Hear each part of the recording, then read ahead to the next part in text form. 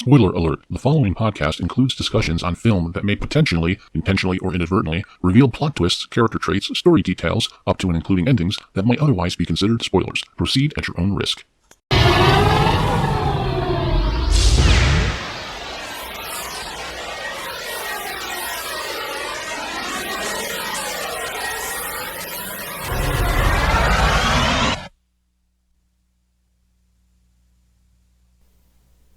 You're listening to Moviesucktastic. The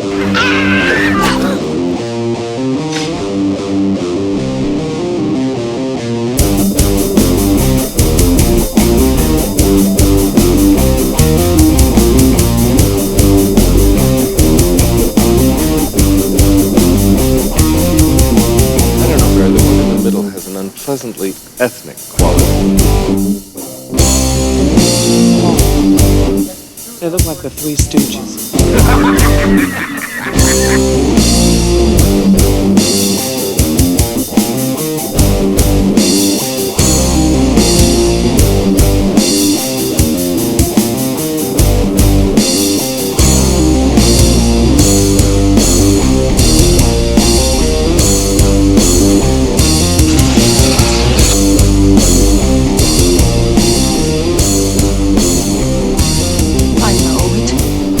It all sounds like some bad movie.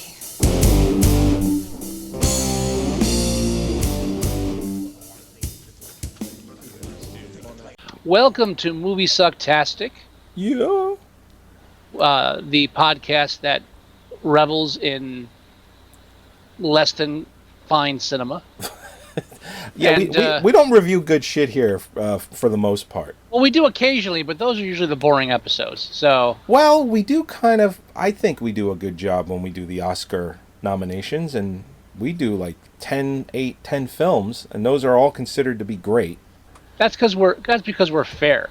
We are fair, even if we don't like it. We'll tend to give it a higher score because we realize that it is a well-made film, even though we didn't like it. Unless it's Boyhood. Unless it's Boyhood. Yeah, we gave that Fuck like that a shit. 4? I think we gave that a 4. I gave that kicked it in the nuts. Yeah. Fuck that movie. Fuck it in its stupid adolescent face. Exactly. What? Exactly. So this episode, we are our long distant episode. We are finally back to review my challenge to Joey, Shopping Mall. Shopping Mall. Yes, and I do have a challenge for you. And when we get to that part, it wasn't a hard, challenge to come up with, but I'll go into it when we get to that part. All right. So anyway, one of the things that I realized in watching this and doing a little homework on it, not a lot, just a little, because I do things like the budget and things like that. Right. The film's an hour and 16 minutes, almost an hour and 17 minutes long. Exactly. We don't have the theatrical version of this. We do, yeah, and the Blu-ray release of this is only the 77-minute version as well. Right. So there is a 95-minute original theatrical cut that is just gone. Right. So I mean, and this kind of ties into, I had a month to get the fucking checklist together, and I didn't. So I apologize. Oh, the 80s films? Well, no, things like, just certain like key points to cover on each film, so we're not jumping all over the place, which we will anyway. Right. But still, well, my point was like the first thing I want to start talking about was like first I just want to address the title of the film. Because that comes up a lot. Right. The only thing I'll mention is in one of the last episodes, and I wrote it down. Was we were supposed to come up with our top 5 80s films, I believe. So I think we'll save that for next week. Yeah, we both got a little bit sidetracked. A little spoiler alert: my challenge to you was an '80s film, so okay. Well, it'll still tie in. It still works. I'd have to honestly say I think the majority, if you went through and just like, and I'm working on it, I'm trying to get the definitive list of all the films we reviewed, but I would say that the majority of the films that we review are from the '80s. A lot of them are the best decade ever. And I think one because that was the time period that we grew up. We are children of the '80s. We certainly are. And so we kind of grew up with a lot of these films. And two, it was a really shitty decade for film. Oh my God. And you were actually over my house when this documentary. It's like a 10 or 12 part documentary about the '80s, and it's called "The '80s: The Decade That Made Us," because even though, as far as cinema goes, technology, politics, cinema, it was kind of the decade. It was the decade that made us. I mean, you had the advancement of special effects and science and technology and all this stuff, and the '80s really kind of, was the front runner to push all of that through.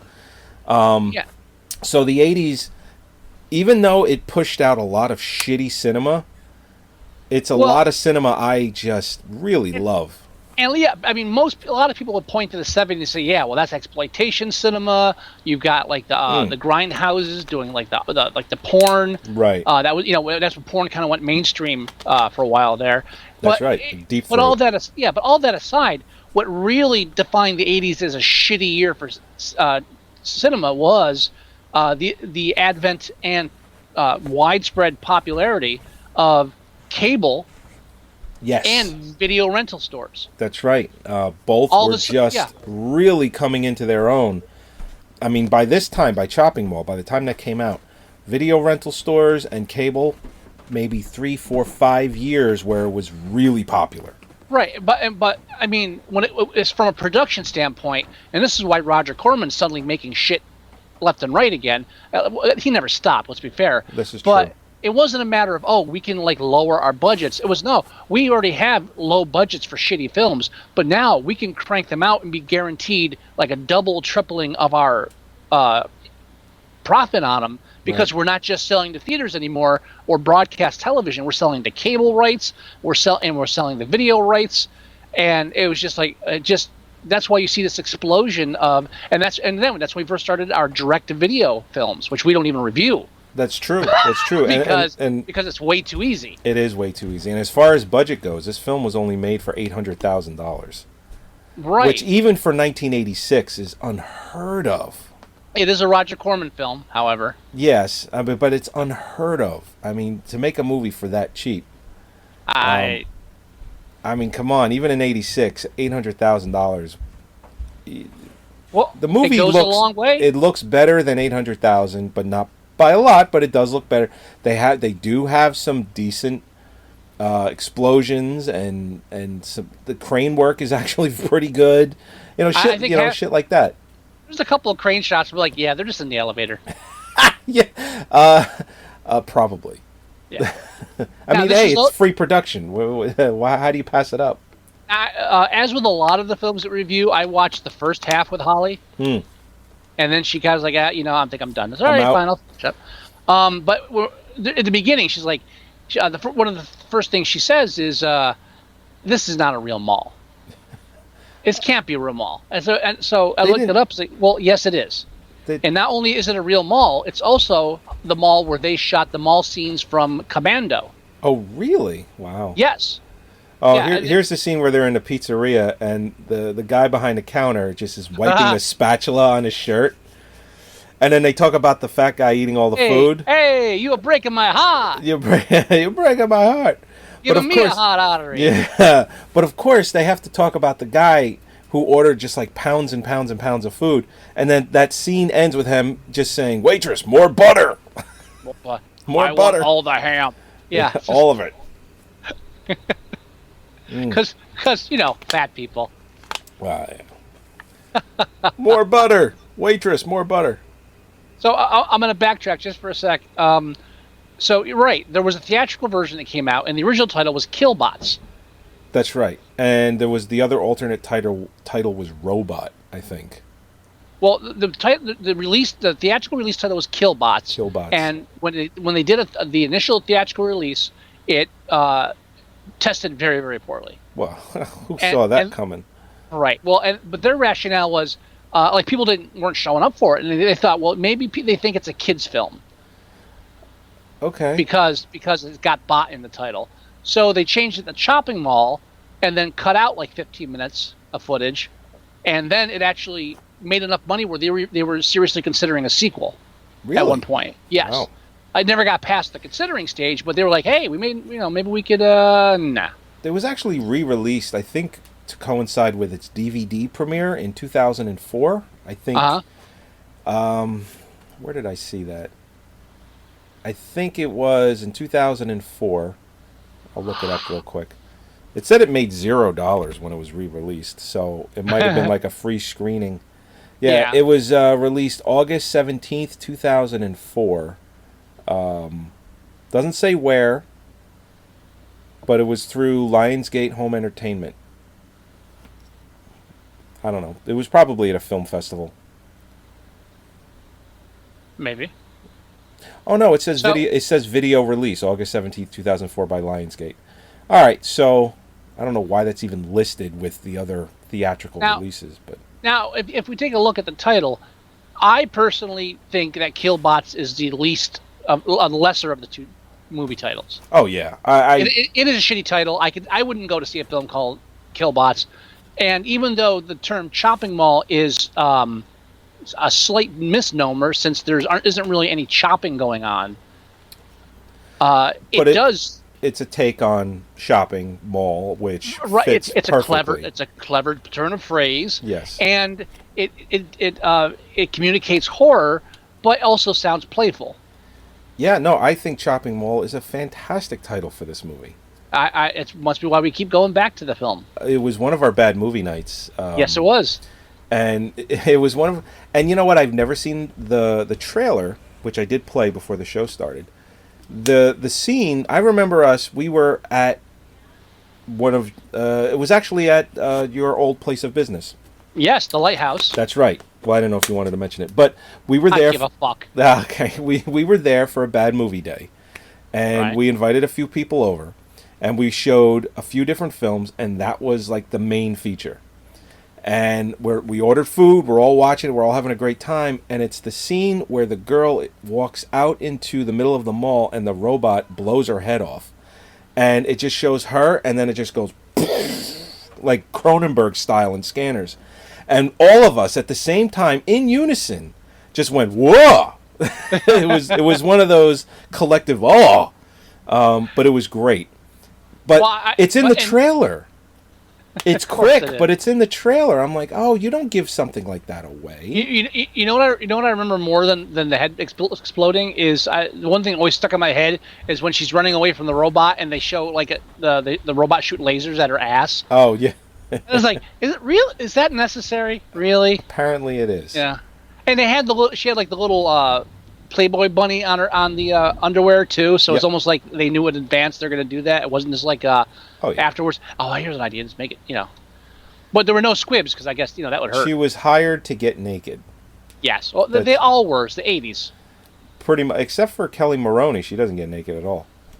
No, well, of course, because she's the star. The closest you get to her is there's a shot of her where she's not. You could tell she's not wearing a bra, and it must be cold in there. That's as close as you got with her. Now, Holly maybe promised to ask you a question about the film. Okay. After the first 10 minutes, her question was, and I quote, "What is wrong with everybody's face in this movie?" Yeah, everyone has a thing. Everybody's face is either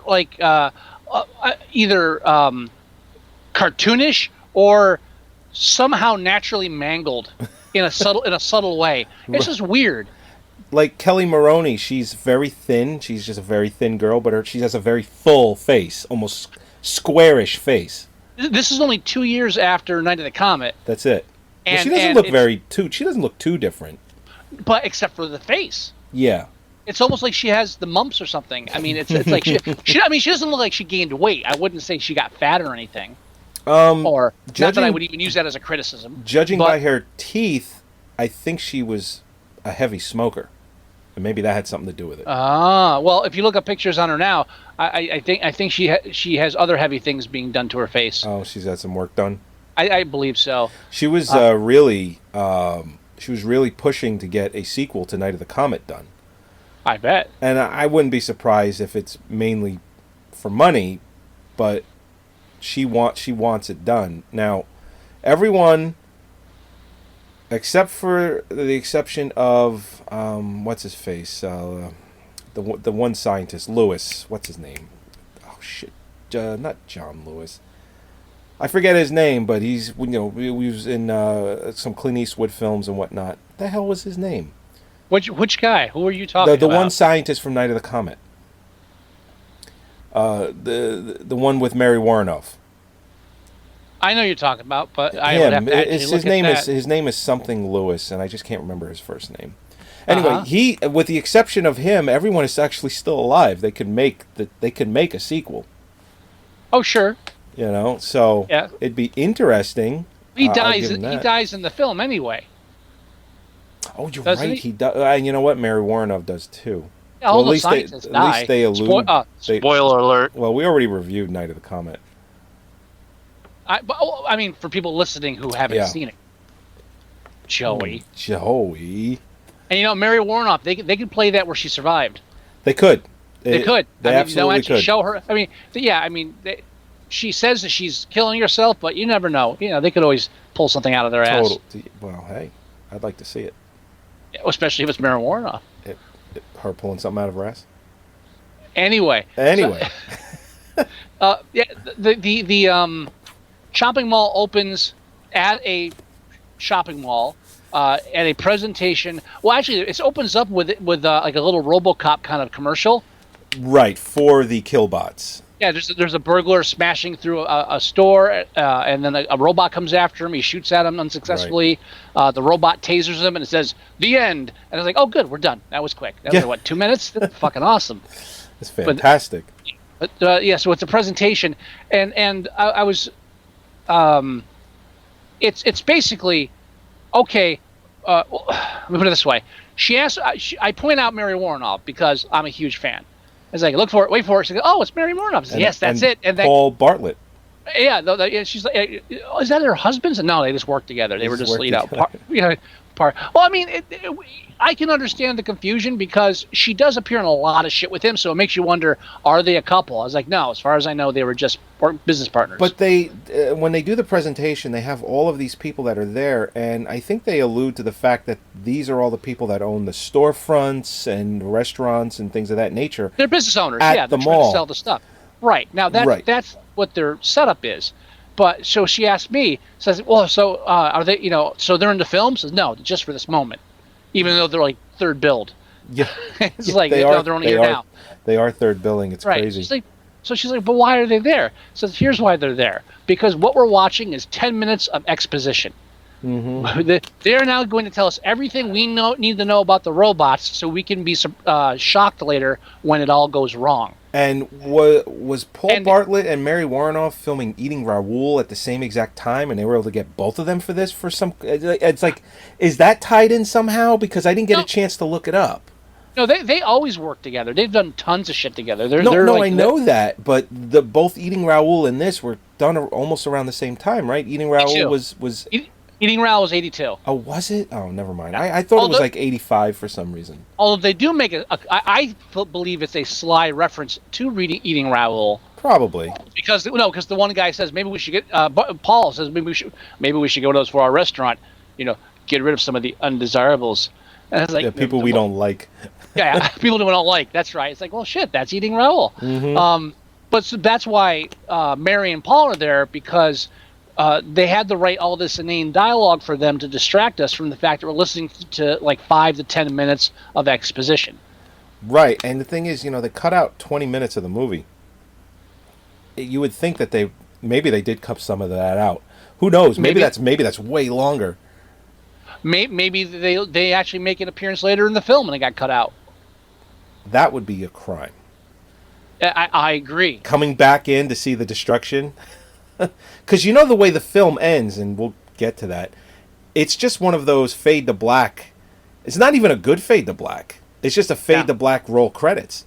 And it's like, This is how it ends? You can feel that there's something missing. Well, they've got that spot after the credits, too.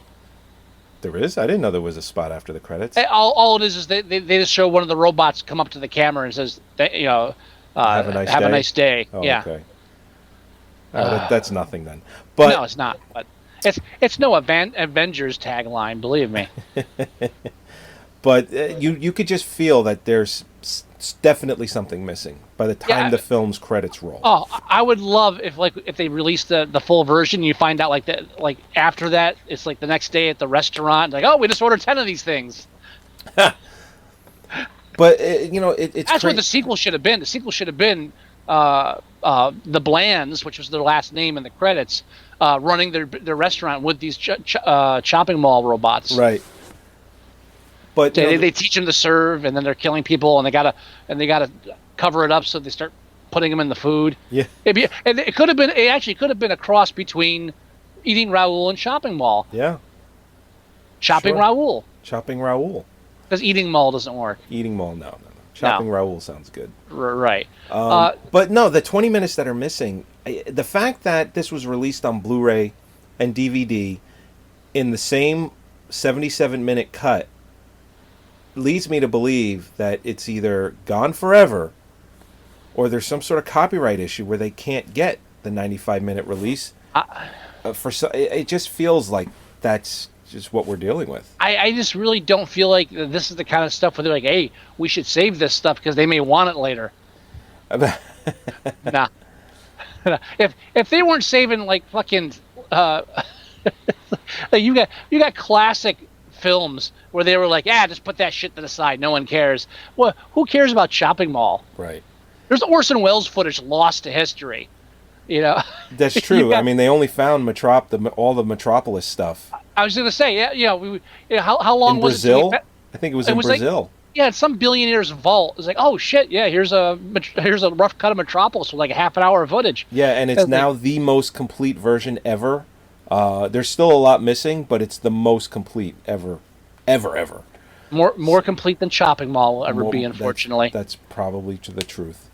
Now, Mary Warrenoff was in Night of the Comet. She was. With Kelly Maroney. She was. And she was also in Terror Vision with Garrett Graham. With Garrett Graham, that's right. Yeah, and I mean Garrett Graham, Beef from Phantom of the Paradise. I fucking love him. He's in like every film in the 80s and 90s. He's one of those guys that's in every film. There are so many directions, and since you brought it up, I guess I'll bring it up briefly. There are so many directions I could have taken your movie challenge. And I'll just mention it now instead of later. We reviewed nearly every direction that I could have taken us we're hitting on a that challenge. Point where, we're hitting that point where it's like all the crossovers. Like, oh yeah, we did do that. Night of the Comet, done. Terror Vision, done. Phantom of the Paradise, done. Right. Here's one I'm not sure if we reviewed, but I think we've at least talked about it in the past.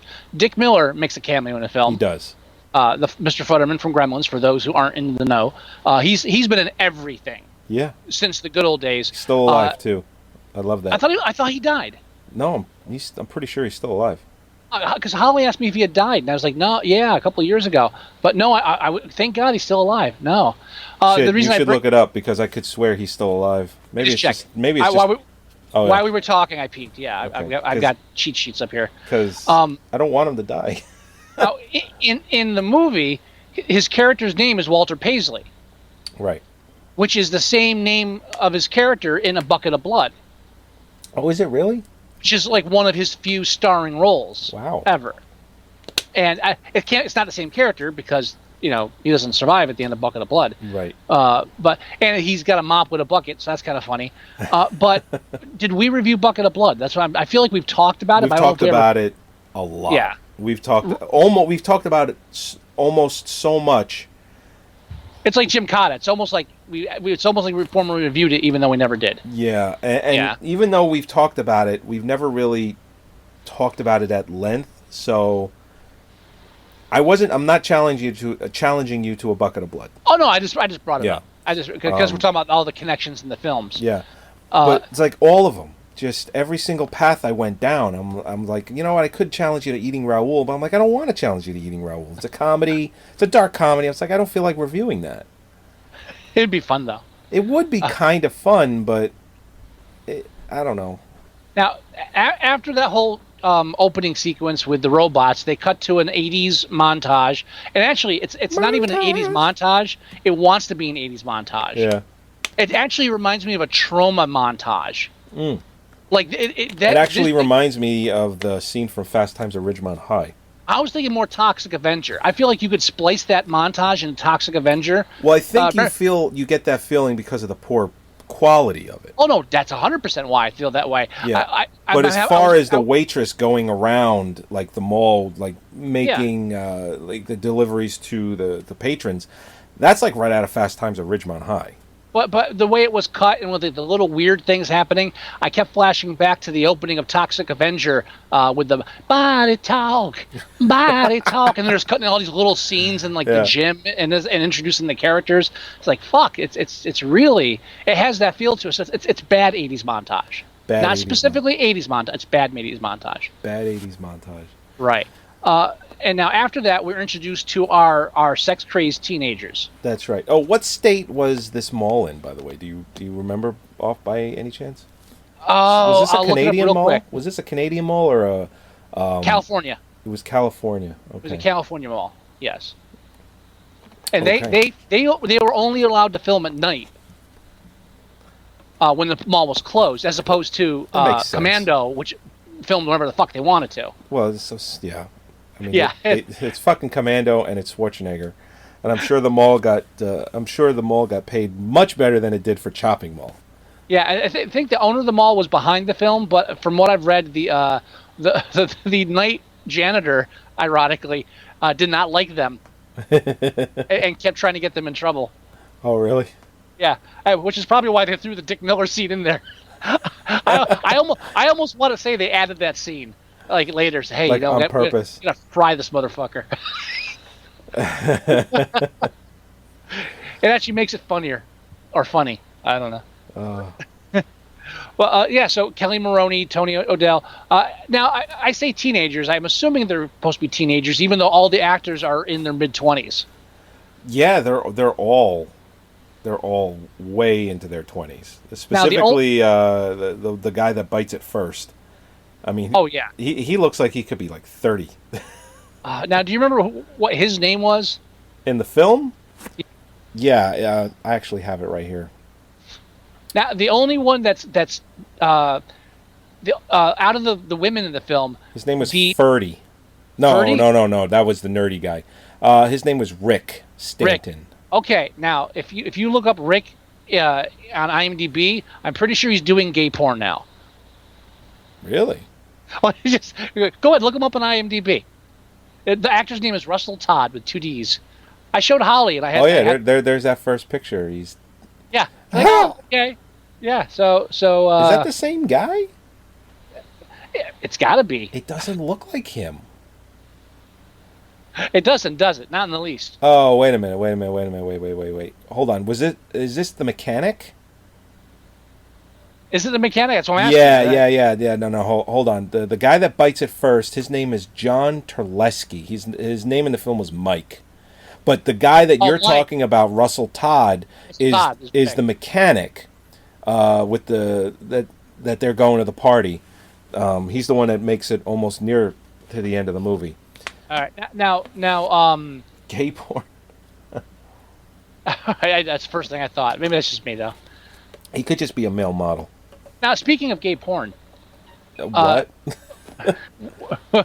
Well, I mentioned that Garrett Graham's in the film. He plays one of the 2 security technicians. Okay, yeah. Now, he's the second one to go. And this is where the logic kind of breaks down, because they have these high-tech robots that are supposed to replace night watchmen. So essentially they have these 3 robots that are there to replace, I'm assuming, 3 night watchmen. And in order to run these robots that they paid all this money for, they have 2 technicians to man the machine all night. That's right. Garrett Graham is one of them. So they purchased 3 robots and only managed to decrease their payroll by 1 person. And I'm guaranteeing you that the computer technicians are making more than your average security guard. So what the fuck? Now, being the 80s, I believe that that could actually happen. Probably could happen. I mean, I could see that form of logic which slips right by in that decade. Not a problem.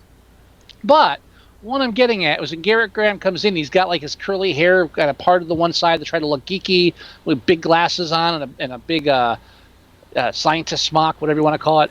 and I had trouble explaining myself to Holly, so hopefully you'll understand. But in that scene, it occurred to me, he should have been doing porn.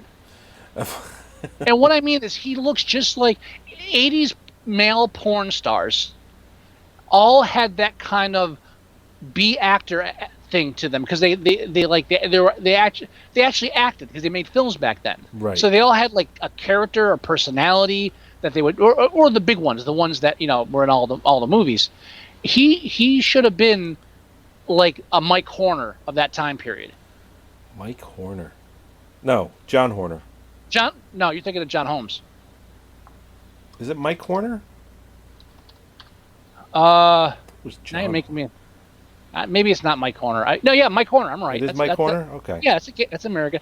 I think I lean more towards some of the other ones, but the names get muddled, and I'm not going to start Googling porn actors. What, like Peter North? Definitely not Peter North. Well, he did both straight and gay comedy. Yeah, but comedy. No. Porn. Garrett Graham is definitely not Peter North material. No. Actually, if you Google 80s porn stars, I think Google just kind of like closes your account. I'm gonna find it's showing female. You have to specify male porn stars, otherwise you're screwed. Yeah, that's true. And then now I'm on new lists. If I come across one I'm thinking of, I've got a couple things in mind. What, are you thinking of like Randy West or something? No, not Randy West. Who am I thinking of? It's Oh, I know who you're thinking of. the blonde one with the curly hair. Yeah. Oh, and by the way, if you Google any kind of list with 80s male porn stars, every single face is like, yeah, I'm in a goofy horror film. Seriously. Really? Yeah. It's not Jerry Butler because that's what's his name. Paul Thomas. Paul Thomas. Okay. That's who I'm thinking of. It's just like he's like the non-porn Paul Thomas. Of the 80s. Of the 80s. That's right. Yeah. I was going to say TT Boy, but he's 90s. But Garrett Graham even could pass for Paul Thomas, is what I'm saying, with the hair and his mannerisms. Right. Paul Thomas didn't do goofy as much, I think, but I'm probably really exposing more of my past viewing history than I really should be admitting. Probably. But that I just wanted to see if you understand when I say Garrett Graham. Really, every time I see him, I think, yeah, he could do porn. Yeah, and I think his O face at the end would be hilarious. Oh, that was what would kill it. I mean, I think he was in the pilot episode of Tales from the Crypt TV series. Oh, really? The one that was on HBO? Yes, he was in the pilot. The Man Who Was Death. Remember that one? Yeah. He's the guy that runs Death Row, and when they close Death Row, he's like, well, I'm going to keep on doing this. Yeah. And who was that? That was shit. Who are you thinking of? The director or No, the guy who played Death, the executioner. That's a name.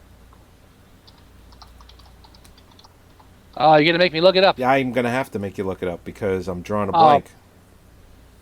Fucking, it's Death. He was Death. Death.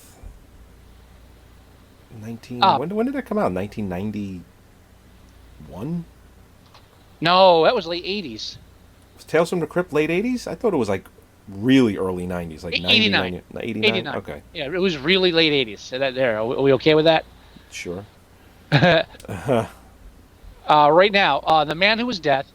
That is William Sadler. I wasn't thinking him for some reason.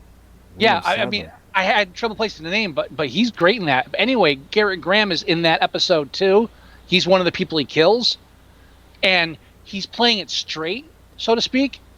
I mean, like, it's a straight episode. It's not like one of the goofy episodes. It's like a straight serious one. Right. And then he electrocutes Garrett Graham and his lover or something in a hot tub. And then when he does it, Garrett Graham goes right for the crossed eyes. It's like he ruins the whole episode. The whole thing's gone because he just couldn't like be straight. He was like, act like you're electrocuted. Okay, that's the best I Now, got. hold on. It might not be entirely his fault. He might have given him like 10 different ways, and they said, we're just going to use this one. Doesn't matter. It's the only goofy face in that entire fucking episode. He ruins it. He probably gave him a straight one, and they were like, you know what? I like the one where his face goes real funny. Let me put it this way. You know the face he makes as Beef when he's killed in Phantom of Paradise? Yeah. Goofier than that. and that's supposed to be goofy. So that he ruins that episode completely. That's funny. Yeah. I really enjoyed when Tales from the Crypt was one of HBO's top shows, like one of their late night shows. It was fun. It was definitely a lot of fun, and I was very happy that it lasted as long as it did. You know what I did recently? Speaking of like TV shows from that time period, I went ahead and I downloaded like the first full season of Amazing Stories. Oh God! And I went back and watched them. Oh God! And I was like, holy shit, these are fucking horrible. These are amazingly bad. I remember when it was on television, and I would tune in. It was the hottest shit. It was Steven Spielberg Presents. He directed one or two of them. And of course, the one that Spielberg directs is the World War II one. Right. I think that was with Matthew Modine. I think he was in it. But anyway, it was like a big deal. It was a really big deal because it was really like the beginning of kind of like these little mini movies.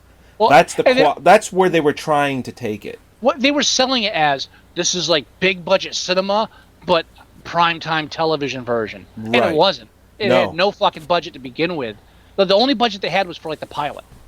Right. After that, it was like, okay, we'll give you nothing. I remember when I would tune in every single week, and every single week I was fucking disappointed. I wanted to like it, and I didn't. Yeah. Now there was only 2 episodes that I actually remember really liking. And you might know the 2 that I'm going to bring up. One, you're probably going to mention one of mine, because I only have 2. The one is, I believe, with John Cryer, where he tries to make a girl. And, I remember that one. And like it gets all fucked up throughout the whole episode. Like there's like he makes one and it's not right. Like half the body is good looking, and then the other half is all fucked up or something. It was the whole monkey's paw story. But exactly. But that crossed with weird science, yeah. Right. So that one, I really liked that one, and the other one is the Family Dog. Oh, the animated one. I really liked that. That was a little edgy. You know, like when the dog is pissing on the carpet, it's like, oh my God, the dog's pissing on the carpet. And this is like a family show. They were so mean to that duck. I remember. I really liked. I should go. And it got its own show. It did get its own show. It didn't last, but. No, I mean, it's totally forgotten. Whenever you talk about primetime cartoons, like spin-offs and stuff, that got a whole show based on that one episode. Everyone loved it so much. Episode is what saved Amazing Stories from cancellation sooner than it probably needed to be canceled. Yeah, definitely. You know, because that was on the brink of cancellation nearly every single week, and then the Family Dog hits, and everyone's like, whoa, wait a minute. And it ended up, it never made it past the first season, but it's, like you said, spawned a TV show, and it kept Amazing Stories going for a few more weeks. Or I think it actually went its entire run, and it just wasn't renewed. The problem was, technically, it was nothing more than, with, I think, 1 or 2 exceptions, the Twilight Zone, but with a different name. Pretty much, yeah. Yeah, and the problem was, at least the Twilight Zone, or Alfred Hitchcock Presents, or the countless other series that have done this throughout television history, would always kind of go back and forth between humorous or goofy and straight, and they just kept losing the serious angle. They absolutely. It was a big problem. I think the best episode they ever did was the Gregory Hines episode. Wait, was he? I mean, it's cliche because that's what he did, but he was a tap dancer in that episode, right? No, he was a mentalist in the episode. He was a mentalist, okay. Yeah, well, he would touch people's things with his eyes blindfolded, and he touches something that belongs to a serial killer that's been running around through town. Okay. No, I do remember that one now. Yeah, and like it's a dark, brutal episode. There's no goofy at all. Yeah. It's the opposite of like every other. And here's another crossover to get us back to Chopping Mall. One of the worst episodes they ever made was an episode that included Paul Bartel and Mary Warrenov. They just raided Peck and Paw's gun store. I was like, oh, that's neat. Oh yeah, Peck and Paw's. I don't know if that was an actual store in the mall. Oh no, it was a reference to. Or if it was just a reference in the film. Because they would have had to have made a sign. Do you think they really have gun stores in the 80s in malls? Yeah, I do. I don't know. I feel and I love. You know what? I think we're just too used to how things are around, or how things are now. It's like you can go to a Walmart and you can buy a gun, but it's all behind like barbed wire, not barbed wire, but it's behind like a chicken wire, like gated like fence, and you got to fill out a form and you got to wait. For, even beyond that, crazy you and I have grown up in New Jersey and you don't buy guns over a counter. No. Or in a grocery. So I'm sure there are, like, if you go to the Midwest. Sure, all the flyover states, you can just walk in and out with a gun. Like, so let's say Columbine, for example. I'm pretty sure you could just like walk into the Walmart and actually buy shotguns and shit. Well, that's how Michael Moore started that documentary. I know, that's why I said. That's why. Okay. Yeah, I was kind of pointing to that. Okay. Like that, but not everybody knows that, sir. Fine. Not everyone knows how that's how the documentary pretty much starts. But if they don't, then the link to Columbine sells it. Yeah. But yeah. I mean, that's why. But like when we're watching it, I was like, "This isn't a real mall." So yeah, it is. And it probably became a mall the way it looks like. It was probably some kind of like a business complex that wasn't doing well. So fuck it, turn it into a mall. Yeah. Because it really has that feel to it. Like it's supposed to be like a big booming business, industrial building, and then it's like that doesn't work. Let's put some sneaker shops in here. So now the girls are in the ventilation ducts. We're that far already? Yeah. Well, the movie's only an hour and 16 minutes, 17 That's minutes. Right. We're 41 minutes into the movie. And it's too hot. Yeah. It's too hot. It's too hot. They need me. He needs me. It's like you could have just walked out to the parking lot. Dumbass. And you know, it's a little horror film, thriller, whatever. So you got to get him back into the mall somehow. But the fact that they follow her, it's like, I'm just going to keep going this way. Yeah. And I think Tony O'Dell has the best line of the film as Purdy. Which is? Fuck fuchsia. It's Friday. No, fuck the fuchsia. Fuck the fuchsia. It's Friday. That's a meme going up as soon as I get a chance. That's not Tony O'Dell, though. Tony O'Dell is Purdy, the goofy one. Yeah, but I'm not Paul Bartel. What's his face? His name was something Siegel. He's the one that says "fuck fuchsia." It's Friday. Tony O'Dell is the one that. He's the main. Tony O'Dell's the lead. O'Dell's the lead. He's the one that keeps talking about. Oh, I can't find the fuchsia. Because Tony O'Dell is the nerd that you have to take off his glasses and toughen him up so he looks like a hunk. Nick Siegel is his real name, but his name in the film was Greg Williams. I apologize. It's kind of hard to. It's fine. He didn't really do much at all, no. Mr. Siegel. To me, he just looked like your quintessential 80s yuppie. Like, to me, it looked like he went and CEO'd like a big company. And now, that's what he just looks like. He looks like that type of person. And he's in a film we reviewed. Another film we reviewed. Really? Which is? Breaking 2, Electric Boogaloo. What is he's got? Just like an uncredited part, or? I just had it, and then you start talking, and I go away. Nick Siegel or Tony O'Dell? Nicholas Siegel. He played Derek. It's probably just one of the kids. I don't know. Tony O'Dell was in the television remake of Zapped in 2014. Yikes. Did he play Scott Baio's character or that type of character? No, he wasn't in it. He was an acting coach for it. Yikes. That's way worse. I couldn't get in this film, but I'm going to tell you how to act in it. And he also played Jimmy in The Karate Kid Part 2. Oh, and geez. Part 1. Oh. What was he on? Cobra Kai or something? He must have been one of the Cobra Kai kids. Jesus. Because he'd only be in Part 2 for the flashbacks. This is true. In But the opening of the film. I don't think we've reviewed anything with him in it because almost everything else he's done is television. Wow. That's crazy. Yeah, it looks like Karate Kid Part 2, I think, was his last film appearance. I was actually looking. I went to that website. Which was filmed the same year. So, I mean, okay. Shopping Mall, between the two of them, again, he probably wasn't in Karate Kid Part 2. So Shopping Mall, I think, was technically his last appearance. Oh, dear God. I actually went on one of my favorite, if not my favorite website, The Numbers, and I looked at 1986. There's some pretty bad movies released in 1986. Especially in January. Like... Now, remember... Let's Get Harry. The Alan Smithy. Let's Get Harry. Now, remember the question, what's the matter with their faces? What's the matter with their faces? Carrie Emerson, the actress. Yeah, which one is her? She plays Linda, who is I believe, the... She's the one that couldn't stand being in the ductwork and tried to get out? I believe so. Let's see.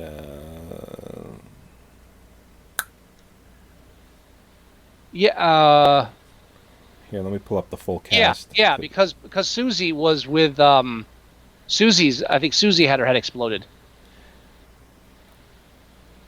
No, Susie. No? Susie is the one that couldn't stand being in the ductwork. Angela Ames is the one that gets her head exploded. Wait, maybe not. Nope, you had it right the first time. Duh.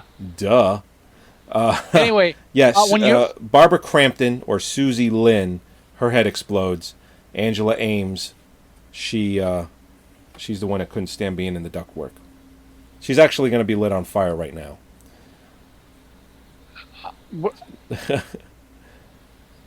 Anyway, so her face. Angela Ames. Angela Ames, I thought her face was the most normal. She had the prettiest face. She's the one that's humming. The boyfriend says that she smells like pepperoni. Right. And she gets up all, annoyed and walks away. He goes, but I like the smell of pepperoni. I like the smell of pepperoni. And she's the one that takes her top off and is humming a song. So Carrie's the one's head explodes. Carrie is the one. No, Susie Lynn is her head explodes. All right. Then Carrie's the one in the ducts. Hold on. I don't know. This is fucking madness. This is madness. You know what the problem is? Because you can't look at the pictures on IMDb because of they're old now. Well, it's not that they're old; it's that they've all had so much fucking surgery done that they either look like they look younger now than they did when they were in this fucking movie, or they look like a totally different person. Susie Slater, Leslie Todd in the film. She's the one that smelled like pep. No, Susie Slater is the girl's head that explodes. Fuck, this is difficult. Barbara Crampton. Barbara Crampton is the one that couldn't stand being in the ductwork. And she's the one that gets lit on fire. Then who's Carrie Emerson? Is there a Carrie Emerson in this movie? Yeah. There's Kelly Maroney. Carrie Emerson. Plays. I bet she's the mechanic girl. The mechanic girl. Yes, because there's no picture associated with her. There's pictures with all the other girls, because 3 of the 4 girls are blondes. Right. Now, Carrie Emerson, she's the only one that doesn't have a birthday on her IMDb. Well, come on. What is she? She thinks we can't figure it out. She's approximately, 25 in this? Sorry, you're like 55 years old. She's actually like 20. She's old. She's older than everybody else by like a year. Oh, really? Almost everybody else is born in 60. She's born in 59. So she's... Wow. So she's pushing 60. Look at that. Anyway. So now that we have our chicks straight, their faces. Now, the only thing I was trying to get to with all of that is that Susie Slater, Whose head explodes. When we first meet her, her father shows up while she's making out with a guy, and first thing Holly says is that his wife? What the fuck's going on here? This woman, she's not a teen, she's not even close to young. That's right. She's like 30.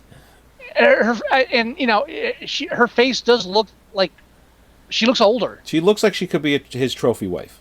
Right. And she's the only one of these people on IMDb without a birth date year. So we don't know her birthday at all. We know the month. It's June 13th. We just don't know what year she's born in. So that's on IMDb. So if you did a Google search, would that yield a better result, you think? Maybe. I think she wrote her own mini bio on IMDb because it starts out, buxom, shapely, and attractive blonde bombshell Susie Slater. Yeah, she wrote that herself. Was born on June 13th in Goodland, Kansas.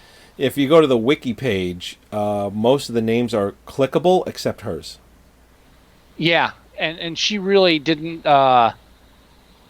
She was working up till 94, but... She do any Skinamax stuff? She had to have done a lot of Skinamax stuff. The only other film that she was in that I've seen...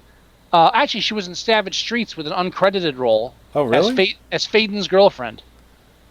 I could see that. Yeah. I could actually picture her in there. So she actually was in the film we reviewed.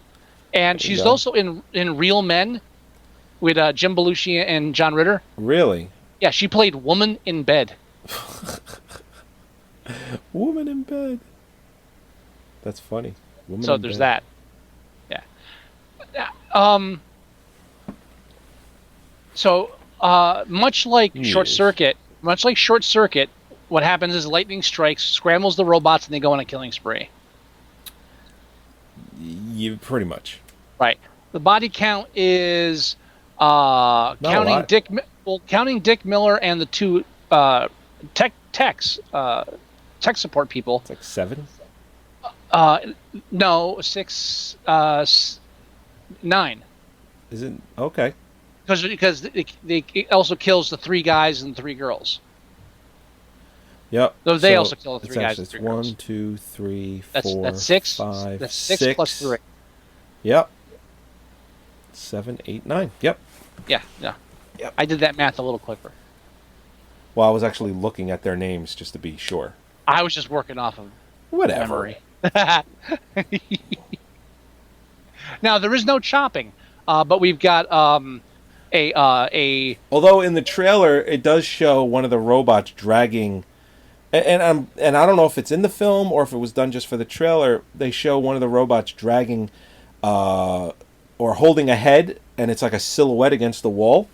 Mm-hmm. So it shows that, and then it shows. It shows an arm still holding on to a shopping bag, and it's just dragging that across the floor. It's holding a severed arm. I would put good money on both of those being filmed specifically for the trailer. Probably just to garner the title. Well, especially when they came up with the new title. So shit, we got to sell put this some now. Yep. And I love the way the robots just lift its arms in the air and just goes pinch, pinch, pinch, pinch, pinch. Pinch, pinch, pinch, pinch, pinch.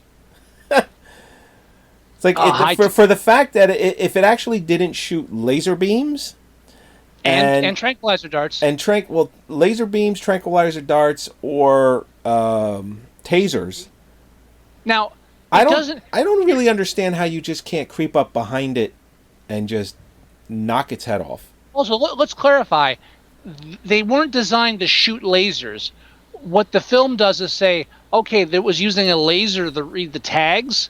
So now that they're evil, they just use that to shoot the lasers itself, which doesn't work in any scientific sense. And they change the color for each one because there's 3 of them. There's a red laser, a green laser, and a blue laser. Because if you didn't separate them that way, there'd be so much confusion. Robot 1 online, Robot 2 offline, Robot 2 back online. And obviously the answer to that would have been to put a number on each one, but since they built 5 of them and they had different ones for different shots depending on what was happening, They wouldn't have never been able to keep track of it. they never would have been able to. They wouldn't be able to use one robot for all the scenes unless, right. yeah, it's just fuck it. Yeah, they couldn't pull like an Aliens where you have one number on one side and another number on another. Right, right. That's how that's how you come in under fucking budget. By the way, That's that's the last fucking smart thing James Cameron ever did. Did you not to get off topic? Did you hear that he wants to reinvent the Terminator franchise? How about I would like him to reinvent my dick. How about that? Hey, it might Fuck be him. Fuck him. I mean, he's making all these Avatar sequels. Or has he even actually started filming any of them yet? They have to have been. I don't think I'm so. sure they have. I think he did all that underwater work like almost 10 years ago, like 8 years ago, 7 years ago, whatever it is, something ridiculous. And he's like one of 2 people to have dived that far down. I think there's one other person that beat him by just like a few hundred feet, something like that. Anyway, but they just had an interview with him because he gets the U.S. rights of the Terminator franchise in a year and a half because somebody else has the global rights. But he's going to get back the U.S. rights in a year and a half because I guess there's an expiration for that kind of stuff. And he says by that time, he wants to reinvent the Terminator series into a new trilogy. And he wants to have Tim Miller, which is the guy that directed Deadpool, direct at least one or possibly all 3 films. All right. All I know is I'm just doing a quick search to see if they're actually filming. I believe they're in pre-production. And in July, I've got 3 different articles about Sigourney Weaver practicing parkour for the Avatar sequels. And one title alone just makes me want to weep. Sigourney Weaver discusses James Cameron's 4 Avatar sequels. Yeah, he wants to do them back to back to back to back. So, 4. He's planning 4. Yeah, so he wants them to be released every year for 4 years. Yep. It's only taken him 10 years to make the next one. How is he going to do one? Fuck him. I Fuck him. don't understand why he takes... Maybe he's just lazy. Maybe that's what it really comes down to, because there's no reason why you should have 10 years in between movies. I mean, between Titanic and Avatar was 12 years. The man has made 2 movies in 20 fucking years. Right. I'm sorry. Do you want to make movies or don't you want to make movies? The question is, do we want him to make movies? Well, 20th Century Fox wants him to make movies because whenever he does, they're the #1 film company of that whatever fucking year the movie comes out in. Yeah, but to answer your question, yes, he is lazy. You can tell by the screenplay to Avatar. Well, yes, this is true. Unobtainium. Fuck you. Unobtainium. Oh. I just listened to that episode because I made a video slideshow for it. Nice. Which is now on our YouTube page. Yeah, I saw that. I set that up on the playlist. Yeah, which was flagged immediately for a trailer, for I think 2 or 3 trailers. Like, come on. And then it finally was released because I have a few write-ups that I copy and paste when I have to do the appeals and all that.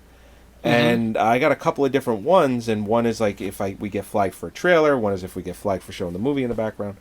So it's just like, do you want free advertising or don't you? What the fuck? They're going through this whole issue. I just saw. Did they just do an something algorithm? Recently? I know, but I think they did something on where you can't monetize anything now on YouTube if it's not family, if it's adult content. Oh, really? Like, period. Yeah, I think there was something like all these people that had Amazon had YouTube accounts. I noticed through my younger stepdaughter because she's in. Oh yeah. Where I, like if we were talking about movies in the late 80s, during the late 80s, early 90s, we would have been in. Oh, okay. But now she's got her finger on the pulse, is what I'm saying. Oh, I get it. And she was outraged. It's like, oh yeah, because they're all these complaints about advertising and stuff. Now they're just like because some people with the whole Trump thing, Some Right. companies found out that they had advertising running on videos that were pretty much like neo-Nazi propaganda. Yes, that I did read that. That did spar a lot of these So, the different things yes. you're talking about. So I think now, just to avoid any future lawsuits, they're just pretty much saying no monetization, no advertising to be attached to any kind of video that's not family friendly. So, because we swear a lot, does that not count, I guess? We're not family friendly? Probably. So they can't monetize our shit? Well, they're still monetizing a bunch of our videos. Considering I'm getting my information secondhand from a 17-year-old, take it as you will. Okay. I don't know if it's valid. I mean, I don't care if they monetize it because... No, we don't give a shit. I really don't care if they monetize it because I'd rather the video just exist. Right. It's not like we make any money doing this. No. So... And we haven't been able to monetize the Exotica coverage that we did. We did that in 2009, I think. God, that's a long time ago. Yeah. So that's what, 7, 8 years ago? Oh God. You make me tired just think about it. I know. So we did that years ago. And there's that one video that's pushing close to 1 million views at this point, and we haven't made a dime off of it because it's got explicit content, which by explicit means there's a girl walking around in her bra and panties on a stage.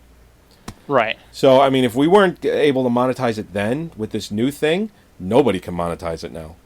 And, yeah. Good. Fuck them. Not even Exotica. I just want to point out how sad it is that not only is Susie Slater the only one who doesn't have her year of birth on IMDb. Uh-huh. If you bring her up on IMDb, there are only 2 photos to her name, and they're both from Shopping Mall. Oh, Yeah. that's not good. Yeah. And considering that she was actually in other things, that's not good at all. Yeah. Now, the film is only an hour and 16 minutes long. It's rounded up to an hour and 17 minutes as the official runtime, but it is an hour Right. and 16 minutes and change. Right. I think it's Now- it's an hour and 16 minutes and 28 seconds. Which, you know what? If it doesn't go past the 30-second mark, you shouldn't be able to round it up.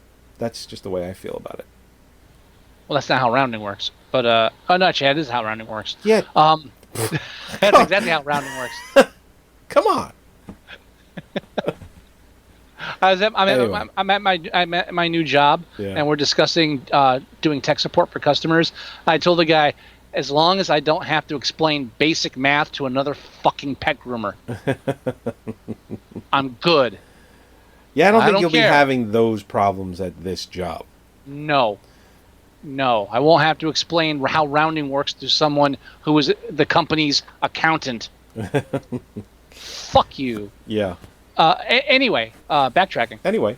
Oh, by the way, I'm not going to say who I'm working for at No, all. good. That's no, good. You don't need to know. They don't need to know. I've never said who I've worked for either. I just say I work for a, Yeah. Establishment. establishment or a library system. That's Right. I mean, Well, that's like too much. I'm not it, even it, saying it is kind of too much. Yeah. But I don't badmouth where I work. I love where I work, so I got nothing to worry about. Yeah. And I'm not going to badmouth the company I worked for previously because I still like them and the people I worked with. Right. The people I actually assisted. Yeah. 50 to 75% of them can go fuck. All right. So Anyway, what was I going to say? Anyway. Oh, in this kind of film, this is your typical slasher film, 80s slasher film, where right. you have somebody hunting down groups of teenagers. The problem with these films, and again, my younger stepdaughter, 17 years, because the new Friday the 13th video game came out and everybody's playing it, now she's watching all those films. is that which I've officially out, like for real? Because I know Yeah, it it's was on in beta for a long time. It's on Xbox for like $30. Really? It's that cheap? Yeah. Yeah, I would have bought it sooner if I hadn't been unemployed. But now that I have a good paying job, And I'll be it's- getting that shit soon. And it's multiplayer too, right? Yeah, you play either Jason or one of the camp counselors. Now, could I play cooperatively with you? Yes. If you get it, I'm probably going to get it. Sure. I know. Even though I heard it wasn't reviewed really good, but I heard it wasn't horrible either. But it's $30 right now. That might even drop. That might even it might even go on sale within. You know what I bet? I bet by come Halloween, it's going to go on. You know what? And I think we have a Friday the 13th in October. Yes. So I wouldn't be surprised if they do some sort of promo where they're selling it for like $15 or $20 come this Halloween. Yeah, basically, before the end of the year, it's going to go on sale. Yeah, it's going to And be like we'll one of get it those full $5 or price. $10 games. Anyway, I got sidetracked. The point is, Sorry. this is like no, it's my fault. This is just the same setup. And here's the problem with all of those setups, and it's very apparent in the Jason films, and it's especially apparent in Shopping Mall. When you start with a group of 8 to 10 people, and you start killing them off one by one, eventually you get down to one. Pretty much, yeah. And you- it's and kind of just the like- way it is. And just like in this film, and just like in other films, usually that involves the 2 people, and then one of them is assumed dead, and you don't know if they're dead yet, so we're stuck with one person. And what happens is, for a movie that's only an hour and 15 minutes long, the last 15 minutes or so of this film feels like an hour. Which is happening right now. Because all you were doing is following one person, and the only thing worse than that is when you're following one person who keeps calling the other person's name. That scene actually just happened where she kept screaming Ferdy at the top of her lungs. Right. Now, Like, but literally, go it back, happened like 4 or 5 times. right. The first, Friday the 13th, Paul, I'm pretty sure it's Paul, fucking nonstop. It's almost as bad as Titanic. Oh, Jack! Yeah. Jack! Jack! I remember that review. I remember that review when we did that. Because it had slipped my mind what Leonardo DiCaprio's name was in the film. And you're like, you've got to be fucking kidding me. You didn't know it was his name after her saying it literally 50 fucking times. Jack! Jack! Etched in your fucking cornea. I'm sorry, cornea. And then it brought me right back. I'm like, words. you know what? Maybe I was just blocking it out. I don't know. You fell asleep by that point. Maybe. Come on. It's fucking 3 hours and 20 something minutes. But so the problem is we end up the last 15 minutes of this cat and mouse chase between a teenage She's got tarantulas and snakes on her right now, and then the next shot is rubber spiders. but it's cat and mouse between this girl and a robot with treads. Yeah. And am I not mistaken that the elevator was broken? The At one elevator point- the elevator is broken. The only thing they could do was get it to open and close. Then how come she's not moving to a different floor because the robot's got treads? Weren't they going up and down the stairs? Well, are the robots going up and down the stairs? I don't recall that. I thought they were. They don't really show it because I know they couldn't do it, but they alluded to them going up and down the stairs. It's implied that they're not as useless as Daleks. But I think that the stairs would be too steep and they would never be able to go up and down the stairs. Then again, also we'd think that replacing 3 security guards with 3 robots and 2 people isn't good. We have to ignore the logic. Yeah, okay. exactly. Right. But yeah, that whole scene where she's hiding under tables and running over here and breaking glass with a stunt double obviously thrown in there. Yes, you've captured their stunt doubles.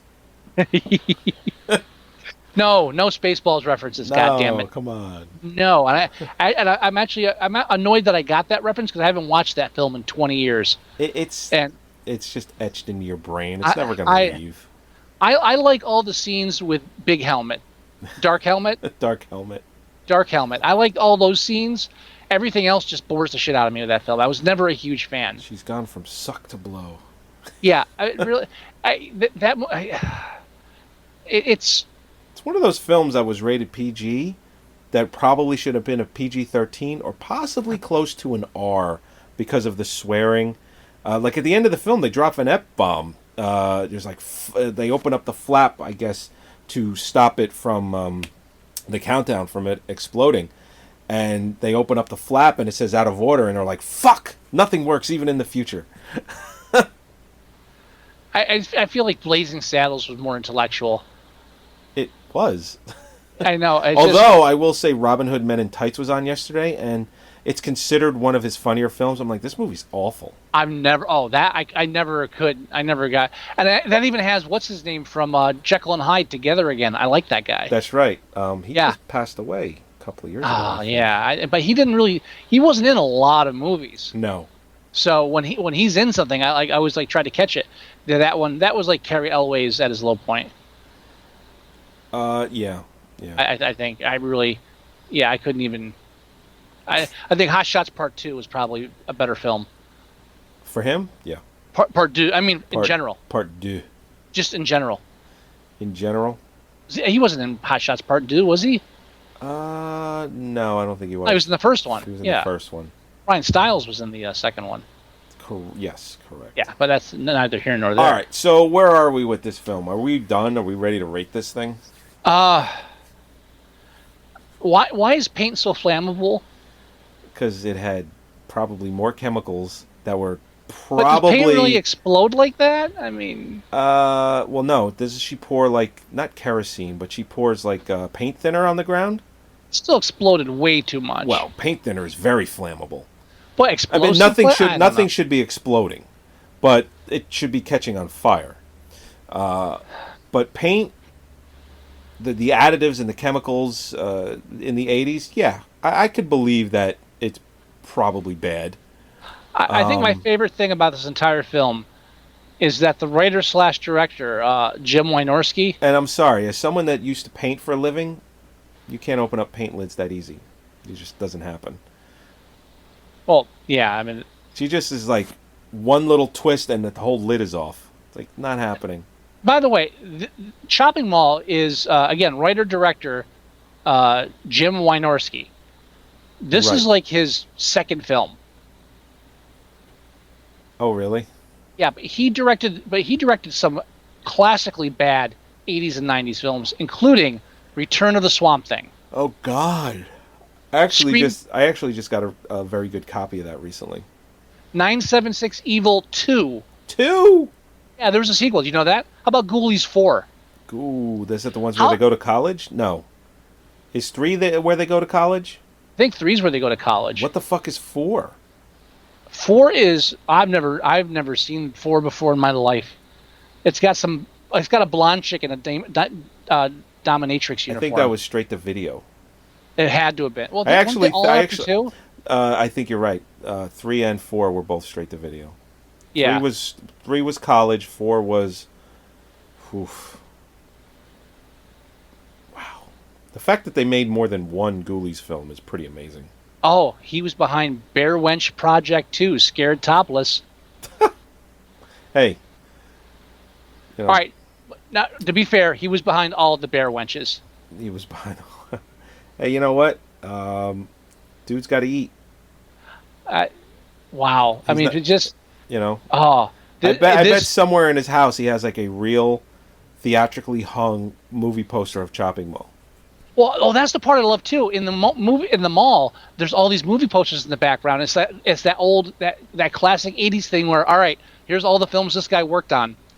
What was so one the- called? The Lost Empire or something like Which that? that was his first film he directed. Wow. Yeah. Also, Galaxy of Terror was one of them, Oh, really? which I don't think he didn't direct it, but he might have worked on it. I don't. That was, but I think that was a Roger Corman film, right? Galaxy of Terror. You know what? I'll just say yes. I don't know, but I got a 50-50 shot. The one movie poster that was killing me is there's a close. I don't know. When I watched it, I couldn't see it, and I didn't remember if they showed it anywhere else during the film. But in the side of the movie poster, there's a lion with wings, Oh, God. and I was like, I recognize that shit, and I can't think of what name it is, and it's bugging me now. And I don't think it was the Lost Empire. It definitely was not the Lost Empire. Okay. But I don't know what it was, and it's irritating me. So where does this sit on IMDb? I think we should go ahead and rate this thing. Why? You done? I'm done. Yeah, I think I haven't done it. I had to mention movie posters though, because I love it's like. I just that's like a staple. Like if you're watching a film from the 80s or 90s, and if you're somewhere and there's movie posters on the walls, like that's it. You're fucking done because you know those are movie posters. Like Ed Wood did that. His shit. That is true. Which one was the Sinister Urge? Like when they go into the movie producers thing, and he's got all these movies posters on the walls. Like, oh, that shit Ed Wood's been on. Yeah, obviously. Yeah, you know it's funny. We're an hour and 15 minutes into the review. By the time it's all said and done, we might push 90 minutes. When I was going to get a movie trailer for the opening of the show, I saw there was a couple of Chopping Mall reviews, and each one of them, one's like 7 minutes, one's 12 minutes, and I just laughed. I'm like, we're nowhere near. All right. It's just nowhere near. It's just going to be 5 times that length. All right, sir. Chopping Mall is currently 5.6 on IMDb. Yes. Explain that. Nostalgia? Yeah, I would say it has to be nostalgia. I mean, let's see. Chopping Mall. You know what? I take a point away for not being able to get the theatrical cut even 31 years later. Yeah. So I would probably give this a 4. I might be pushed into a 5. I would say I want to give it 1 star back for Dick Miller. For Dick Miller. Yeah. Just Should for turn Dick you into Miller. scrap metal. So a 5? But you know, the best part of Dick Miller is not when he gets angry at the robot, it's when he tries to empathize with him. It's like, that's the better part. Where it's like, you scrap it, they should have I'm got like rid of you. you guys. Yeah, I'm like you. I'm a working guy, It's like, he's trying to communicate with the robot. He's trying to get some common groundwork. That's the Dick Miller I know. I knew you guys were going to be nothing but problems. I still say the sequel should, and he has to be alive in the sequel, like he survived, like Mr. Futterman. He could. I mean, it could have just knocked him out. And he goes to eat at the Bland's restaurant, and then they electrocute him there too. And like the robot's serving him at the table, but he doesn't recognize the robot. Right. Like, hey, come on, why you do? We're working people. Just bring my goddamn spaghetti. Come on, what's the problem here? Should have bought a Zenith. Should have ordered the veal cutlet. That's right. So we're gonna say 5 stars. 5 is good. You know what? I think a little bit. This is a film that I keep going back to. Like, I don't just like, oh, that was a shitty film and I'll never go see it again.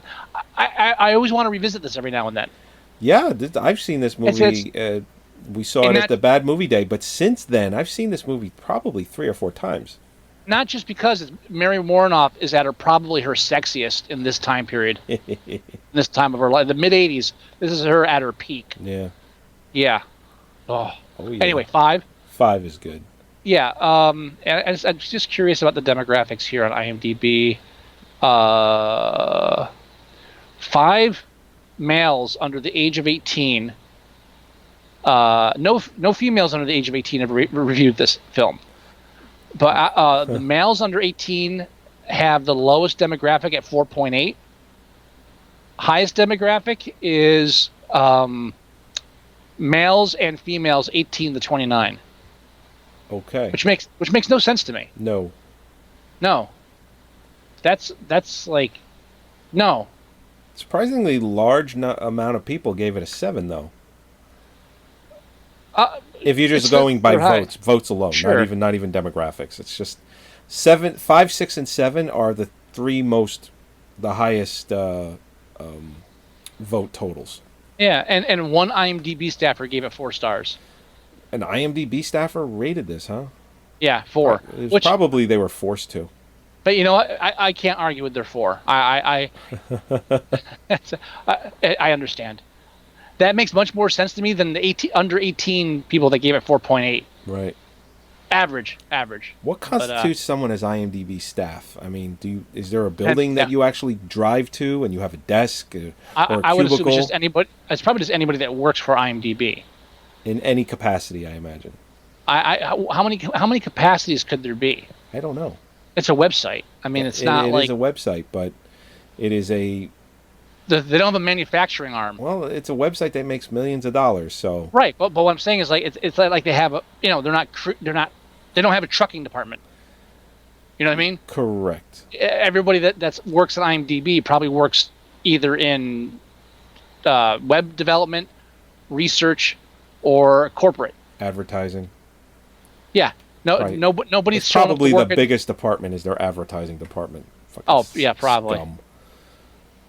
I have a problem with advertising. No, you know what? Let me tell you something. I don't know how I was watching because I'm home for the next couple of weeks. I'm watching this TV show that used to be on in the 90s called Great Chefs. And it's an old show. It's almost 30 years old. Mm-hmm. My kids, they come in while I'm watching this thing. I used to watch the show with my mother. They come in, and I'm not trying to sell the show to them. I'm not trying to say the show is good, but they're infatuated with it. They don't care what they're making on the screen. If it's something gross, they're more into it. And it's like, oh, wild mushrooms with truffle oil and salmon with caviar. They're like, oh, gross, but they really like how the show is put together. But this is a show that's 30 years old. And every time I go to put an episode on, they try and show me like 2 to 3 minutes of commercials first. I'm like, what the fuck? I have to ask you this, though. Why the hell are you watching Great Chefs? Mainly nostalgia. It's a show I used to watch when I was a kid. Why were you watching Great Chefs as a kid? I watched it with my mother. Did you not hear that part?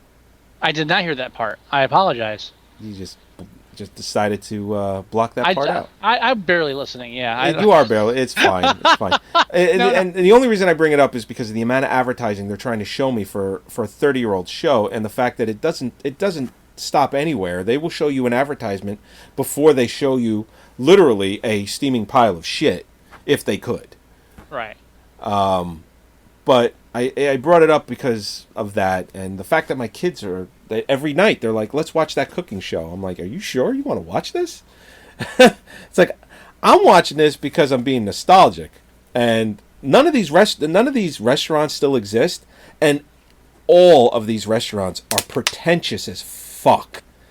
It's like large plate, tiny amount of food with like plating and garnish, and it's like, I would never order this, I would never eat it, and I would never pay the price that you probably are charging for it. Pretentious as fuck. But my kids seem to love it, and I don't know, maybe it's got that kind of weird staying power because I watched it with my mother too. Maybe your kids are pretentious as fuck. Have you met my children? They're getting that behavior somewhere, and it's definitely not from you. Yeah. Anyhow. Anyhow. All right. So I guess this is the part of the show where we move into my movie challenge for you. Yes. All right. So again, all of these different paths, that we could have taken. Now, before you do that, Yeah. I'm going to tell you right now that if I was challenging you, I have one film that I would have challenged you. Okay. Well, let me get to mine, and then I'll hear out yours. And if I like yours, I'll take it. No. I don't want you to take it. I just want to tell you what I would have challenged you to. You gonna just tell me, or do you want me to hear what I'm gonna challenge? No, you go first? with yours first, because I got to see if I'm going to double check to see if it was a direct-to-video release or not, because I think it was. All right. So that would. Like I was saying before, all of these direct routes, we've reviewed a bunch of them already. Even another film that I could have or would have challenged you to, we already reviewed, and that's a film called Rotor, just because of the robot. Right. The tie-in would have been the robot. But we've done that one. We've done that. And then I was thinking, all right, maybe I go Short Circuit because the treads on it, and the fact that it gets zapped and Johnny Five becomes alive, except that he's good instead of evil, but it ties in because they're robots and they kind of look similar. And I was like, you know what? I don't feel like reviewing Short Circuit either. I don't want to actually... No. I actually don't want to review another robot film. Uh-huh. And mine would have not have been a robot film. So, yeah. Right. So what I decided to do was go back into the 80s, and it is... Of course. Of course. And it is an 80s film, and it is bad, and it does have to do with computers. So it kind of goes a little bit more in the directions of Electric Dreams. Okay. But how could I give you a hint without giving it away immediately? Yeah, no matter what I'm going to say, you should get it immediately. So I will just say that it has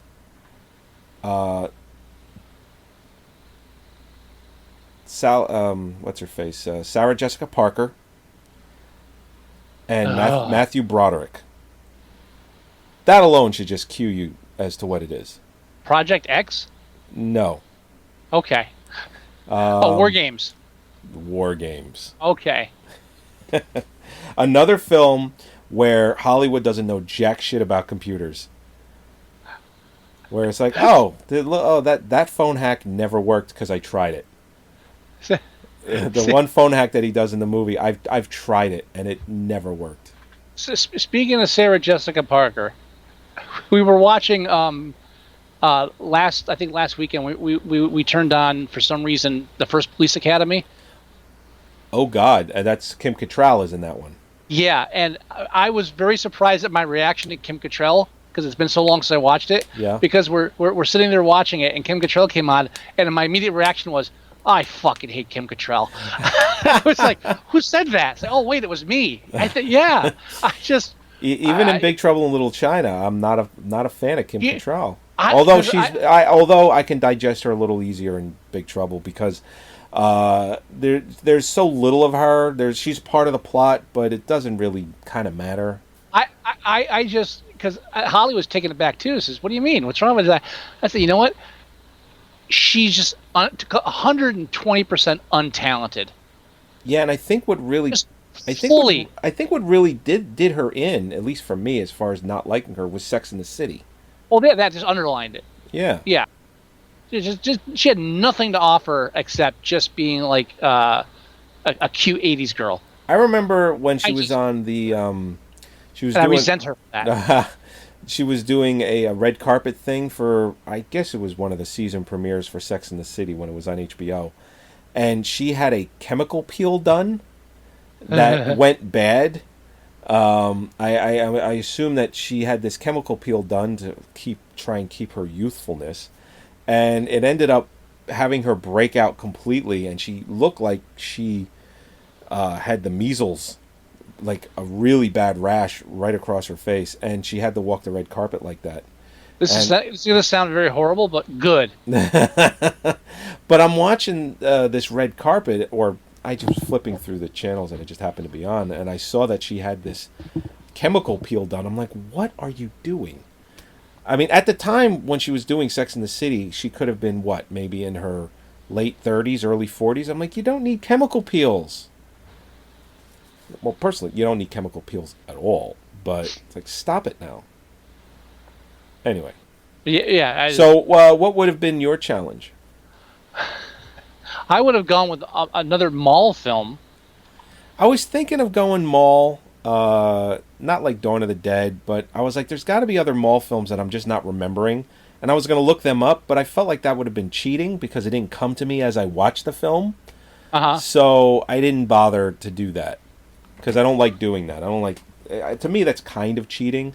But if there was a film where it'd be like, there's that mall film, I know it, and it's like, oh, I just can't think of it, then I would have looked it up, but I couldn't think of any. Well, one specifically jumped into my mind immediately. Which is? And it came out 3 years after Shopping Mall. All right, so it came out in 89. All right. Yes. And I believe it was a theatrical release. Okay. I don't really have much to prove that, but... What is it? IMDb doesn't say TV video release, video premiere. Phantom of the Mall, Eric's Revenge. I've never even fucking heard of that. I remember it only because at the time I was reading Fangoria magazine very religiously, and that was covered in that. This is, I believe, it's the same year or the year after Robert Englund appeared in the Phantom of the Opera. Oh, Phantom of the Opera remake, sure. Yeah. Actually, same year. Yeah, this obviously was one of those, guess what they're doing? We got to rush something out. Got it. Yeah, Phantom of the Opera came out the same. Robert Englund's Phantom of the Opera came out the same year, which I think is a lot better than people give it credit for. I do remember. I haven't seen it in a long time, but I do remember watching it. 20-something years ago, and I remembered liking it. And honestly, it's probably one of the few films you'll ever hear me say would have been better without the time travel aspect of it. Very rarely hear me say that. Yeah. That's one of the exceptions to the rule. So yeah, no, I wouldn't. I don't want to review that film. So.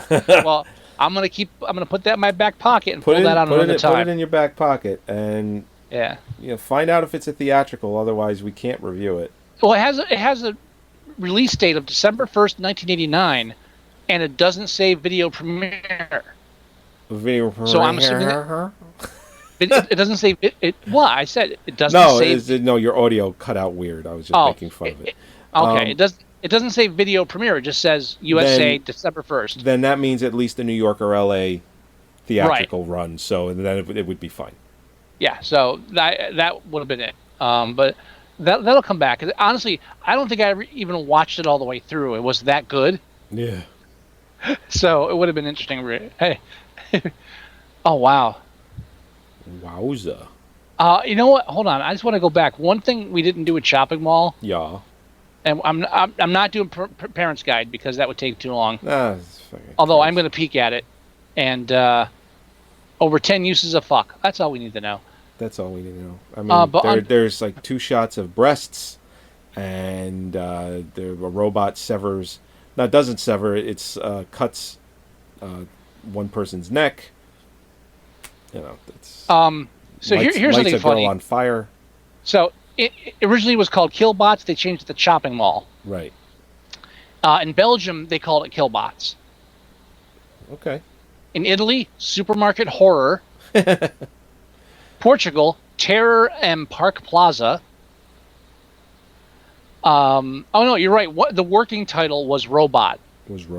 In USA, but the theatrical title was Killbots. R.O.B.O.T. So what the fuck did that stand for? But my favorite is that in France and West Germany, it was called Shopping. So they were trying that one-word title bullshit that we're fucking doing now. But shopping. Shopping. Not even just shopping. It was just shopping. It blows me away. Yes. So War Games will be interesting. Mall, you'll do shopping. So War Games will be an interesting review, and obviously since it's not really technically a bad movie, I got a feeling a lot of our focus on it is going to be about the representation of technology. Yes, and in the 80s. And we'll celebrate your new job. Yes. Oh, yeah. Well, yeah. I've already been there, so I'm kind of celebrating it now. Yeah, there you go. Yay! By watching War Games. Yay! I remember really enjoying that as a kid, but I'm gonna go out on a limb and say that it's not a good movie. We'll talk about it next week. Yeah, I think I'm kind of interested in revisiting it because I feel like I know I enjoyed it when I was a kid, but I haven't seen it since then. I kind of get this feeling that I'm gonna rewatch this and find it a bad film. Yeah, we'll dive into that next week, definitely. Yeah. That's the ticket. I think I already have your challenge.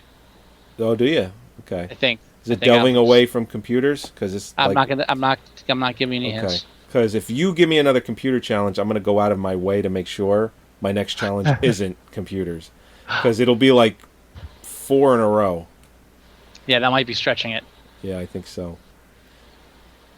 Because even though this was robots, one of the main plot points for Chopping Mall was getting to the main server room to crash the computer or turn it off in some way, because then the robots would go offline.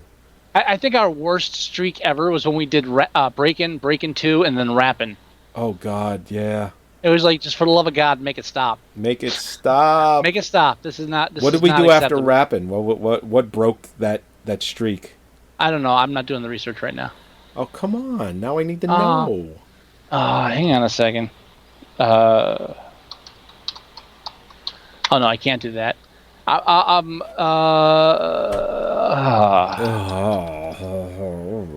Exactly, that's what I was thinking. I guess I'll race you to it. Yeah. Listen in, podcast listeners, as we type speedily. Frantically. And I have to go into Edge because our website's still having some issues, for me at least, on Google Chrome. Oh, really? Yeah, if you go to our website and you have issues with it not showing properly, just try a different browser, because something's going on. Yeah, it runs fine for me, and it runs fine in every browser that I open it in. So it's got to be some kind of update or something. How can I test it? Now there is an update to the software that I'm using for the website, so maybe in my downtime right now I'll do that. I'm gonna say, even though the Break-In and Break-In 2 are the same episode, I think the as far as 80 Street goes, Right. one of them would have to be when we did After Defending Your Life, which was not an 80s film. We went into Beastmaster, Sheena, Wild Thing, Streets, Savage Streets, Exterminator, Exterminator 2, Break-In, Break-In 2, and Rappin'. Oh, And I really consider that like a really long streak of very, very similar films. And the only thing that got us out of that is when I did Jury Duty and we had to do Pauly Shore. and that was because you had jury duty. As I'm saying, because otherwise the next one would have been The Last Dragon, Oh, which would have taken us yeah. taken us one more after Rappin'. That's right. Yeah, because even then, because we don't normally get stuck in ruts, but I think that was a big rut for us. Not in a negative way, just like, No, we're I doing know. the same type Yeah, of we're film. doing the same thing, because you're right. It was Exterminator, Exterminator 2, then it was Break-In 2, then Rappin'. And I think that's one reason I like that we do all the Oscar films now, or have been doing it for a long time, because it does make us break out of our mold. Yes, it does. And it for, does for get us like a- for a couple of months almost. Yeah, and it does get us away from like even when we did Supergirl and Catwoman, we broke stride with Attack the Block because we were so blown away by that film. Yeah, that's right. Yeah, I would have to say that was the darkest period of our movie reviewing show series, was when we got stuck in the 80s for that stretch. Yeah. Because if you even do the dates for that, I mean, Sheena was Beastmaster was 139. What episode was Rappin'? It was 139 through 147. Jesus. So you're talking about April 25th through July 24th. Yeah. Jesus Christ. That's a long time to wallow in that specific section of the 80s. That is not healthy It's not healthy. at all. No. Well, a lot of our films do come from the 80s. It is just a fact. But yeah, it's like Exterminator. See, I think you challenged me to Savage Streets and I challenged you to Exterminator. I think that's how that went. And you said, well, I got to challenge you to Exterminator too. Oh, yeah. And then I think I challenged you to Break-In because of the breakdance scene in Exterminator 2. And then you said, well, I think we got to do Break-In 2. It's like, whoa, we did that in the same episode. Right. And then your challenge to me was Rappin'? Yes. Yikes. And then... So then I think you challenged me back to back. No, Because you came up with Rappin'. I know I didn't. And then you challenged Jury Duty because you had Jury Duty. oh well, because I broke it. I said, dude, I'm on jury duty. We have to do jury duty. So Right. we kind of broke stride. Right. So that was my second one. Yeah. And then... Now let's be careful now, because we've just done Superman 3, which was computers, Electric Dreams, which is computers, and now we're doing War Games, which is computers. So I think I'm definitely going to have to give you a computer one after this. What did we do before Electric Dreams? Superman 3. Which was computers. Right. As I said I started off with Superman 3. Oh, okay. So this was our third 80s computer film. Yikes. And then my challenge to you makes it 4. Right, and I'm definitely gonna. No, your challenge makes it 3. No, you're right. Sorry, your challenge makes it 4. Yeah. And I'm definitely gonna give you a 5th one, because I got it now. Oh, no. I got it, and it's got to be 80s computer. 80s computer. It's got to be 80s computer. Could be All right, Tron. maybe, or that's a great idea. We kind of did Tron at the Bad Movie Day, But we've never we didn't formally really. reviewed it. We've just talked about how we watched it. Yeah. So yeah, we might have to do that, and that'd be great, because that way I can make Holly watch Tron, because she doesn't want to watch And that. I want to do a Bad Movie Day at my house next month. But I think I might just call it a barbecue and then surprise everyone with a film. Oh, they won't come if you tell them you're going to screen our films. They've caught on to that shit. Yeah, so I think I'm just going to invite a bunch of people over for a barbecue, and then as soon as it gets dark, and they're going to see the screen is already set up. It's like, oh yeah, we're watching a movie. Stick around, to watch the movie. Hide their car keys. And Mayor's like, well, it's got to be family friendly. I'm like, I think we can. Well, because there may be people's kids around. I said, listen, I can find a horrible film that's family friendly. Don't you worry. Those are the worst ones. Oh, Mac and Me. Mac and Me. Watch, wouldn't that be hilarious if we showed Mac and Me and then all of the people that brought their kids want to watch Mac and Me over and over and over and over again because they saw it at our barbecue? It's like, I'm not even sorry. That's what you get. That's what you get. All right, let's go ahead and end this thing. I went way longer than I thought I was going to go. Yeah. Yeah, look at that. You gotta get off your feet. Well, I'm elevated. Don't worry. Are you? Oh, yeah, baby. We'll have to talk after the show. All right. Nice. All right, everybody. As always, thank you for joining us. This is episode... And you know what? I didn't mention it at the beginning of the show. This is a milestone episode. This is episode 250. Oh. Is that why I'm so tired? Maybe. Episode 250 of Moviesucktastic. Go to our website at Moviesucktastic.com. I know there's some issues. I'm working on it. But for the most part, if you open it up in a new browser, it works just fine. It actually could be a JavaScript or a Flash problem. I don't know. But it's got to be something like that. It worked great for like 4 years. And now all of a sudden there's a problem. Like, what the fuck? I got to come up with a new website again? Give me a break. No, just try, It's a little ridiculous is what the fuck it is. Well, yeah. Anyway, not to give you guys tech support, but make sure you're running the latest version of your browser. Yeah, what the fuck? I mean, that's not hard to do. Just go into your About section and it should update on its own. And climb out from under your fucking rock and there update. You go. Anyway, you can go to iTunes and you can download the show or listen to it there as well. On our website, you can tune in live with us every Thursday at 8 o'clock, and you can watch the show live with us as we review the film. You can go to our Facebook page at facebook.com/Moviesucktastic, and everything we post there, from trailers to when we go live to just general news, it's posted there first. It's a good place to go if you're a fan, and it's a good place to go if you're hearing this for the first time. Become a fan. You can go to our Tumblr page at moviesucktastic.tumblr.com. Scott runs that part and does a very good job, I might add. You can also leave us email if you want to email us. Hey, we'll read it if you send us something. It's themovieguys@moviesucktastic.com.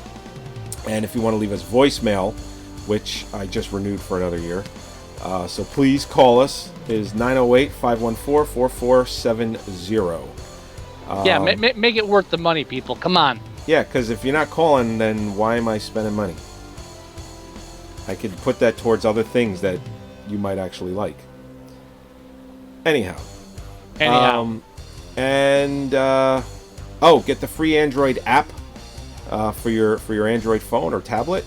And everything I just said is in that, and it works beautifully, and it runs really well. And it's 100% free, so there's no reason to not get it. And that's it. Do you have any words of wisdom? Fuck the fuchsia. It's Friday. There you go. I like it. All right, everybody. We'll talk to you next week. Oh, yes. Bye-bye. Bye. Bye. Bye. Have a nice day.